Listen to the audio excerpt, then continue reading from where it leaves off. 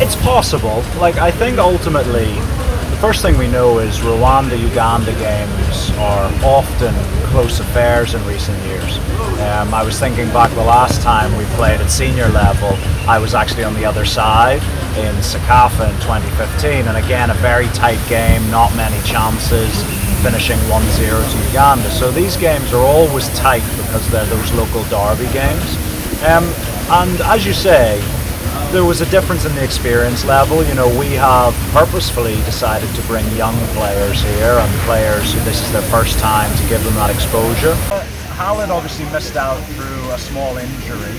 He had a little strain on his hamstring a couple of days before the match. And look, hamstrings are one of those things that if you rush a player back from too quickly, then maybe they get a bigger injury and it rules them out for a longer time. So for us, we didn't want to rush it. We're hopeful in the upcoming games that he'll be ready. We'll see. We're speaking with the doctors, hopefully training this evening. He'll be taking part in the majority of training this evening. But as we say, it's a smaller thing. It wasn't a big pain he felt. But with hamstrings, you can never be too careful.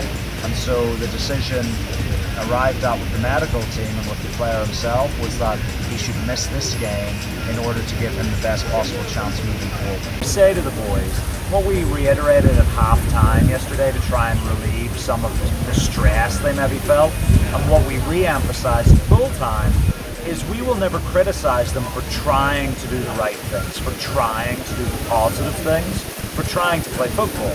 We'll never criticize them for that.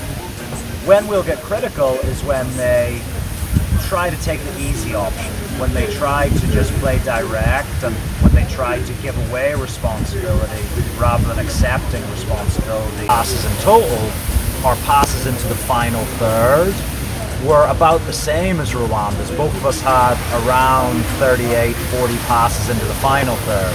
So that shows us that the majority of our passes were sideways, they were in the defense, in the midfield. And why is that? Again, we've got to take more risks at playing the passes forward. And that comes from that confidence and that, you know, that fearlessness. So, look, it's a learning curve for the boys. There's no doubt about it. But now they have learned from that experience. You look at the progressive stages they've come on over the last 18 months, from qualifying to Sakafa into the pre-Chan tournament, which involves other teams here at Chan, and they've steadily been able to step up each time. They've made those forward steps. Yesterday was yet another opportunity for them to take a step forward in a bigger stage, bigger pressure, and I think especially in the first half, you know, maybe people wanted to play a little bit too safe. If we look at the game back, you know, over the course of the 90 minutes, we played almost 200 more passes than Rwanda. But passing doesn't get you anywhere if it's not into the right spaces, and I think that was the big disappointment.